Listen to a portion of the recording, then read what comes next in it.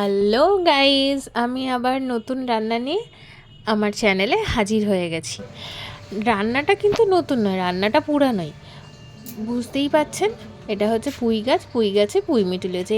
এটা আমাদের বাড়িতেই হয়েছে, কোনো বাজার থেকে কেনা পুঁই মিটুলি রান্না নয়। এটা নিজেদের বাড়ির গাছের পুঁই মিটুলি পেড়ে ছোট মাছ দিয়ে রান্না করা হবে। এখন শীতকালে বাজারে অনেক রকমের শাক সবজি অ্যাভেলেবেল, সেই সব সবজি, ছোট মাছ, এইসব দিয়েই কিন্তু এই পুঁই মিটুলি চচ্চড়ি খেতে বেশ ভালো লাগে। আর সেটা যদি বাড়ির গাছের হয় তো কোনো কথাই নেই, কারণ এমনিই সেটা অনেক ফ্রেশ হয়। দেখতেই পাচ্ছেন আমি এখন পুঁই মিটুলি পেরে নিচ্ছি, কি সুন্দর লাগছে না দেখতে। দেখুন চাল ভর্তি হয়ে গেছে লাউ গাছ আর পুঁই শাকে। পুঁই গাছের প্রত্যেকটা ডগায় ডগায় একদম পুঁই মিটুলিতে ভর্তি হয়ে গেছে। সবগুলো পাড়া সম্ভব হয়ে উঠছে না, সেই জন্য সেগুলো নষ্টও হয়ে যাচ্ছে, কারণ হাত পাওয়া যাচ্ছে না। আর এর উপরে উঠে পাড়া তো অসম্ভব ব্যাপার, তাই হাতের নাগালে যে কটা পাচ্ছি সেই কটাই পেরে নিয়ে আজকে রান্নাটা করা হবে। নিজের গাছের থেকে কোনো কিছু শাক সবজি বলুন, যাই বলুন, পেরে রান্না করতে কিন্তু তার মজাটা অন্যরকমই লাগে, বেশ ভালো লাগে। আমার এতটা প্রয়োজনই নেই আমার পারতে, এটা এত ভালো লাগছে তাই জন্য বেশি বেশি করে পেরে নিচ্ছি। দেখুন আমার পুঁই মিটুলি পাড়া কমপ্লিট। কি সুন্দর ফ্রেশ লাগছে না দেখতে। পুঁই মিটুলি পেরে কেটে ধুয়ে ঝুড়ির মধ্যে রেখে দিয়েছি। দেখুন কতটা হয়েছে, কি সুন্দর দেখতে লাগছে। পাচ্ছেন কড়াইতে মাছ ভাজা হচ্ছে।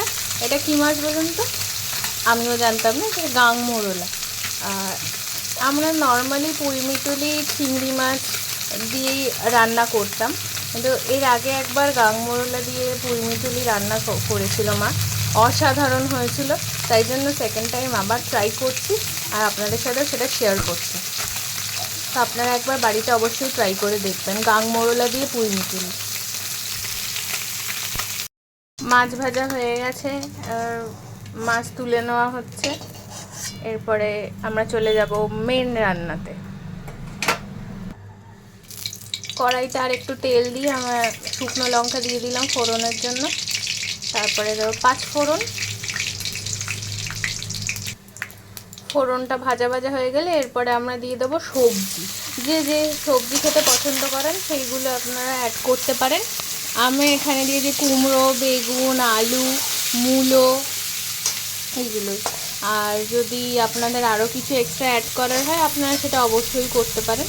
এই সবজিগুলো একসাথে আমরা কেটে ধুয়ে রেখেছি, আলাদা করে আর কেটে রাখিনি।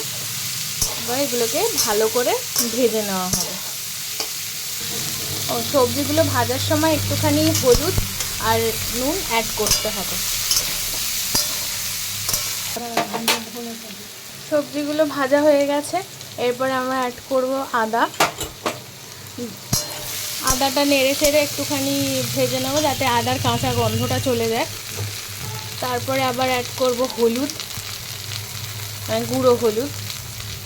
এবারে ধনে গুঁড়ো, জিরে গুঁড়ো। ধনে জিরে গুঁড়ো একসাথেই করা আছে, আলাদা আলাদা নয়। মশলার পরিমাণটা অবশ্যই আপনারা কীরকম স্পাইসি খান তার উপর ডিপেন্ড করছে। আমি একটু হালকা রান্নাই খাই। আর এরপরে অ্যাড করলাম নুন, আর এরপরে সামান্য টেস্টটাকে ব্যালেন্স করার জন্য চিনি।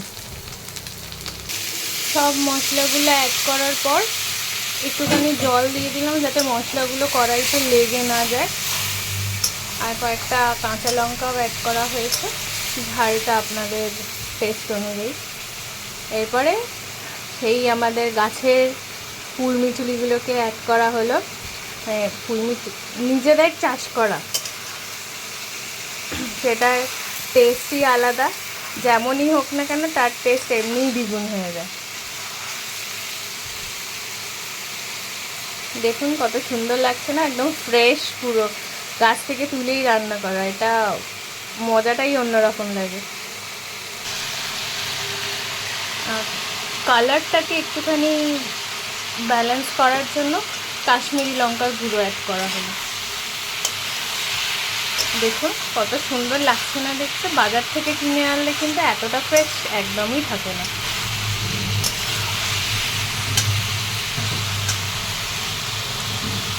আপনাদের বাড়িতে কার কার গাছে এরকম আপনারা চাষ করেন তারা অবশ্যই জানাবেন কিন্তু।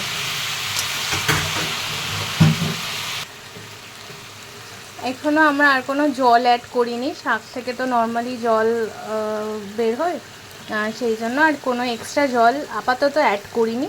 এখন আমরা এটাকে ঢাকা দিয়ে দেবো সেদ্ধ হওয়ার জন্য কিছুক্ষণের জন্য। আমাদের সমস্ত সবজি পুঁইমিটুলি সব সেদ্ধ হয়ে গেছে, দেখুন রান্না থেকে তেলও ছেড়ে দিয়েছে। এরপরে আমরা ভাজা মাছগুলোকে এর মধ্যে অ্যাড করে দিচ্ছি। মাছ দিয়ে বেশিক্ষণ ফোটানোর কোনোই দরকার নেই, তাহলে মাছগুলো ভেঙে যাবে। জাস্ট একটুখানি নাড়াচাড়া করে আমরা নামিয়ে ফেলবো। আর রেডি আমাদের গাং মোরলা দিয়ে পুঁইমিটুলি।